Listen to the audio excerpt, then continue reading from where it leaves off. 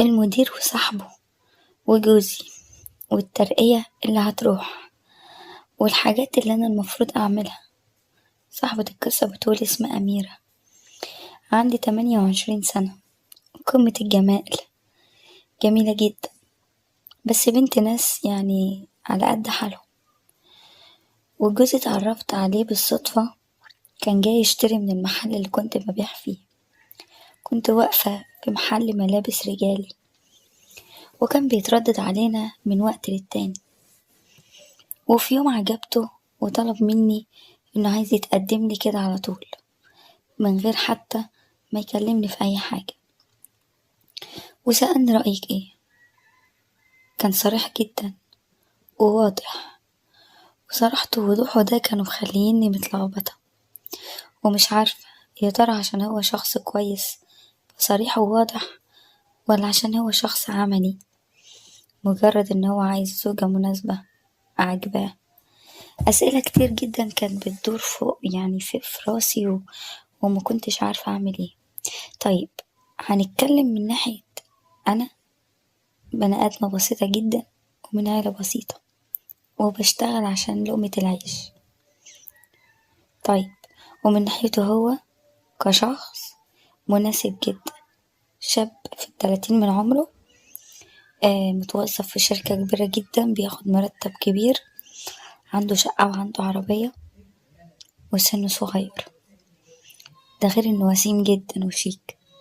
طيب، واحدة في الطبقة بتاعتي، يا ترى بالنسبة لها العرض ده يكون ايه؟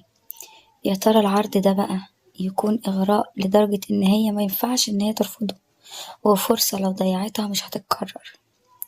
طيب، المفروض إن أنا هنا أفكر بعقلي قبل ما أفكر بقلبي، وأكون واضحة وصريحة. طيب، في الوقت ده أنا كان في ارتباط بيني وبين حد كنت معجبة بيه جدا، وبينا حب وعشرة بقالي فترة طويلة. طيب، بس ما كانش في أي ارتباط رسمي قدام الأهل ولا الناس، مجرد إعجاب وتعارف وفترة حب يعني بنتعرف فيها على بعض. مش عارفة ليه حسيت إن لازم أكون عملية، لأن مهما أحكيلكم على المعاناة اللي أنا بشوفها مقابل إن أنا بقى أشتغل عشان لقمة العيش وأساعد أهلي، مش هتتخيلوها، مش هتتخيلوا مدى الحاجات اللي أنا بتعرض ليها، إن كان على الطريق ولا إن كان في الشغل، ولا إن كان في يوم اتأخرت فيه شوية، أو في يوم طالعة من البيت وجاية. حاجات كتير جدا ما ينفعش إن أنا أتكلم فيها مع حد ولا حتى بيني وبين نفسي، لكن مأثرة عليا كنفسية وتعباني أنا من جوايا. طيب، من غير ما أفكر، بعد ما سابني 3 4 أيام ورجع، قلتله إن أنا موافقة. قالي خلاص حددي ميعاد مع أهلك وأنا هاجي أتقدملك.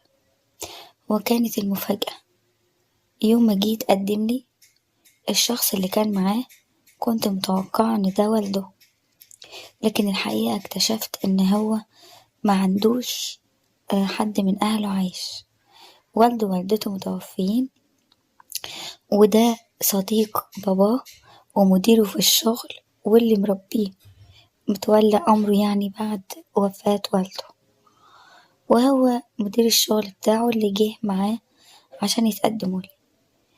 الصراحة كنا يعني بيتنا بسيط وناس بسيطة، وأهلي من الناس اللي هم على قدهم، استقبلناهم أحسن حاجة على قد ما نقدر، واتفقنا على ميعاد الخطوبة والفرح في نفس الوقت. وفعلا خلصنا كل حاجة وبدأنا نبدأ حياتنا الجديدة. كان في بعض الأوقات في نظرات غريبة جدا من مديره في الشغل اللي هو صاحب باباه اللي كان متولي رعايته، لكن أنا كنت بقول دي مجرد نظرات يعني عادي. طيب، الموضوع بعد كده تطور، وكان بعض الأحيان بيبقى فيه مكالمات تليفونية، بس ما كانتش بتبقى واضحة وصريحة، بس في نفس الوقت الكلام اللي هو مينفعش انك انتي تقفليه أو تغلطيه أو حاجة من الحاجات دي. طيب، كنت مضطرة إن أنا أمشي أموري لأن جوزي كان يعني بيحبه جدا. ففي يوم قررت ان انا اقول لجوزي ان انا الشخص ده مش عايزاه يجي عندي البيت، ومش عايزاه يجي وانت مش موجود، وكمان مش عايزاه يكلمني في التليفون. ولكن مجرد بس ان انا فكرت ألمح بالموضوع، لقيت رد صعب جدا من جوزي، وحسسني ان انا ولا حاجة الصراحة. كنت دايما احس ان هو مستهزئ بيا، مش عامل لي تقدير، يعني ان انا بنت ناس وكده. كنت احس من ناحيته ان في جفا كده، مفيش حب. ولكن كنت بحاول اهيئ لنفسي الجو اللي انا عايزاه عشان اقدر ان انا اكمل، انتوا فاهميني. وفي يوم طبعا بصيت لقيت صاحب الشغل اللي هو المدير قال لي جوزي ان هو جاي معاه على الغدا، ومعاهم كمان صاحب ليه يعني، اللي هو المدير ومعاه حد كمان، هيمضوا اتفاقية وكده. وجوزي طلب مني ان اعمل غدا كويس يشرف. في الوقت ده طبعا زي ما جوزي قال لي، قمت طلعت كل اللحوم اللي في التلاجة، وشفت كل الطلبات واللي ناقصني بعت للبواب جابه، وبدأت إن أنا أعمل الأكل. عملت كمية أكل كبيرة، وروقت الشقة وظبطتها، وبدأت إن أنا أرص الغدا على ميعاد وصولهم. وطبعا كنت لابسة لبس شيك جدا وعاملة ميك اب لاستقبالهم عشان أشرف جوزي زي ما طلب مني. بس طبعا أنا طول عمري شاطرة جدا في الأكل، وليا نفس فيه رهيب، وأحب أجدد وأحب أمشي على الوصفات بدقة. مع الرغم إن أنا كنت بعمل بعض الأحيان أكلات يعني عند أهلي، بس مش كتير، لكن مش كانت كل حاجة ومش كل وقت. فطبعا الأكل عجبهم جدا لدرجة إن ما كانوش مصدقين إن أنا عاملة كل الأصناف دي في البيت، وإن لحقت إن أنا أعملها وكده وإن هي تكون بالطعم الجميل ده. طبعا شكروني على الغدا. وبعد كده كنت عاملة في البيت حلويات قدمتها وعصاير، وقمت بالواجب على أكمل وجه، وكل ده عشان أرضي جوزي ويبقى مبسوط ويتشرف بيا. ولكن بقى الموضوع اتكرر أكتر من مرة، وطبعا أنا كنت بقول ده شغل زي هو ما بيقول.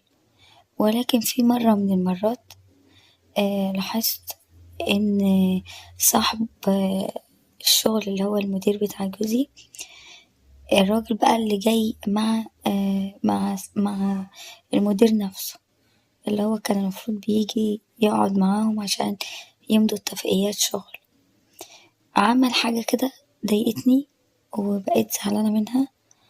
وفي نفس الوقت أما اشتكيت لجوزي، لقيت رده هادي كده وبارد، وبيقولي عادي يعني ما تكبريش المسائل، ده قد والدك يعني ما تزعليش. النهاية ان انا لقيت رده كده يعني مش فاهماه.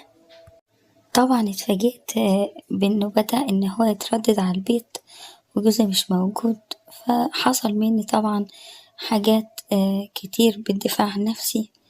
ولكن اتفاجئت ان جوزي عارف ان هو جاي، وانه متقبل الموضوع والفكرة، وبيقولي مشيلي شغلي ومشيلي الدنيا عشان نفضل عايشين في العز اللي احنا فيه. انا داخل على ترقية جامدة جدا هتنقل حياتنا حاجة تانية. لازم اي حاجة تخص الشغل ما ينفعش تقولي عليها لا. ما بقيتش مصدقة ان ده الشخص اللي انا اتجوزته، وما بقيتش مصدقة الحاجات اللي هو بيطلبها مني. وحرفيا فهمت ليه اتجوز البنت الفقيرة، بنت الناس الفقراء الجميلة، عشان يستغل جمالها.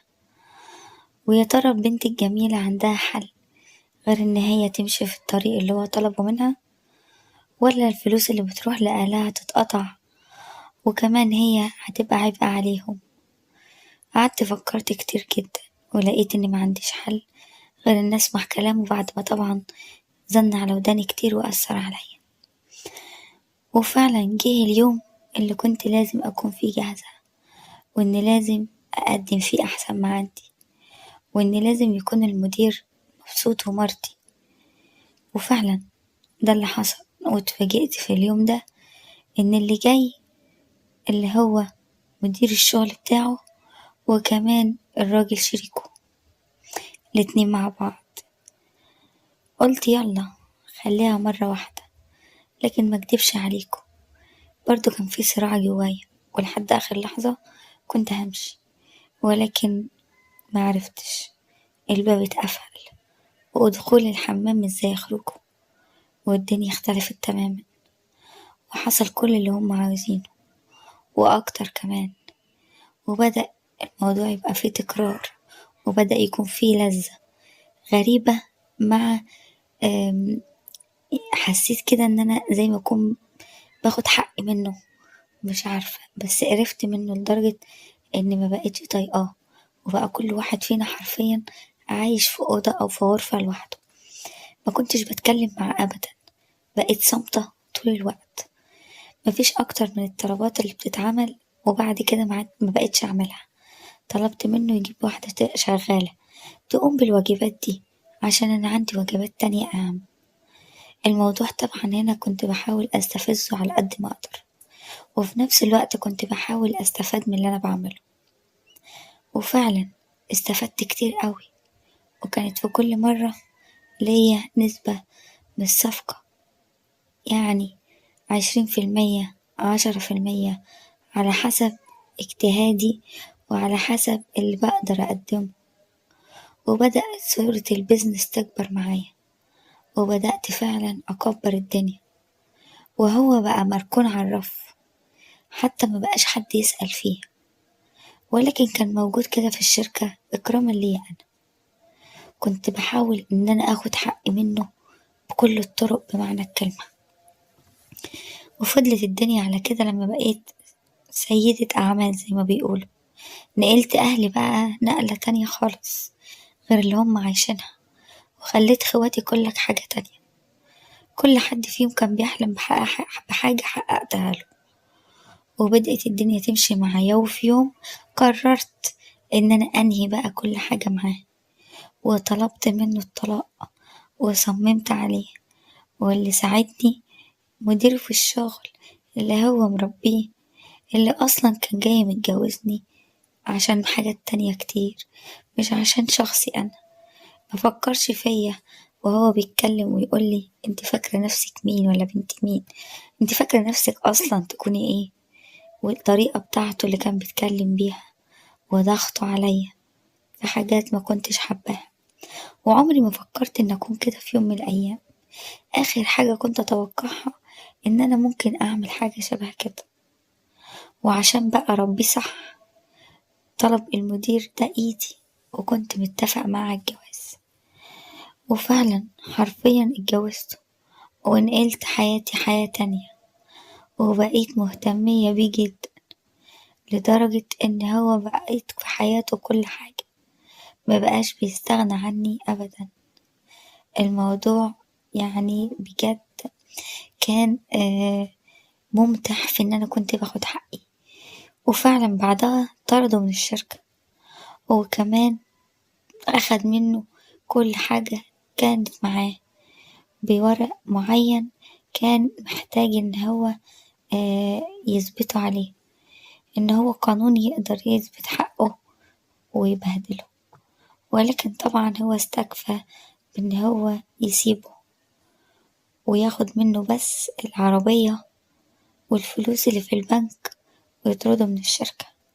وكل ده اتنسب ليا أنا، وأخدته أنا وأكتر منه بكتير. وقررت بقى إن أنا أعيش حياتي بمتعة ولذة مختلفة. بدأت أتفسح وأخرج وأروح وأجي وآكل وأشرب وأسافر وألف في الدنيا، وأتعرف على ناس تانية. وفضلت السنين تلف بيا على كده، وأعمل كل حاجة بحرية، متحررة متحررة. وهو كان السبب. وبدأت أعرف إنه في يوم يعني بدأ يبقى متسول في الشارع. طبعا بقيت مبسوطة جدا، ونفس الوقت زعلانة وحزينة جدا. وبدأت أرجع بقى وأجيبه وأدور عليه. بدأ يعتذرلي ويقولي سامحيني، بس ما يعرفش أسامحه على إيه. هو مش مقدر اللي هو عمله، ده اللي عمله حاجة صعبة جدا، محدش أبدا يقبل بيها ولا يسامح عليها. ومشيت حياتي على كده. حسيت إن أنا كملت ال40 سنة، خلاص كلها كذا سنة ومينفعش أجيب أولاد، وإن دي كانت هتبقى آخر فرصة ليا. في الوقت ده كان المدير ده توفى، مبقاش موجود، وأنا بقيت واحدة تانية وعايزة أجيب طفل. نفسي في طفل يكمل معايا مسيرة حياتي، ونفسي ألاقي نفسي اللي ضاعت، اللي مبقتش موجودة. اشتقت لها جدا، والحياة بالنسبة لي بقت عادي. حاسة إن أنا عملت فيها كل حاجة تنفع ومتنفعش. خلاص عايزة بقى الحياة الهادية اللي فيها السكينة. يا ترى بعد كل اللي أنا عملته هلاقيها؟ وزي ما أكون بدأت أبحث عن الشخص اللي قلبي يحس بيه، وإن الشخص ألاقيه. افتكرت الشخص اللي كنت بحبه زمان، وإن أنا سبته من غير حتى ما أقوله، وقررت إن أروح أسأل عليه في البيت. ولما رحت شفته ما كنتش مصدقة نفسي. رحت لقيته على كرسي متحرك، ودي كانت صدمة عمري. ما كنتش مصدقة عينيا، والسبب كان أنا. إزاي إنه بعد ما عرف خبر جوازي قرر إنه يسافر ويسيب البلد كلها؟ ولكن حصلت له حادثة جامدة، وهو بعد ما سافر بفترة وهو بيشتغل وقع من على السقالة لأنه مبيت محارة، وانكسر وسطه التحتاني، وبقى حرفيا متحرك على كرسي، ولكن محتفظ بكل رجولته. حسيت إن دي فرصتي إن أنا أعوضه. وافقت على الجواز منه، وأخدته عندي يعيش في الفيلا بتاعتي الكبيرة، وكنت عايشة تحت رجليه، وحرفيا كل شيء كان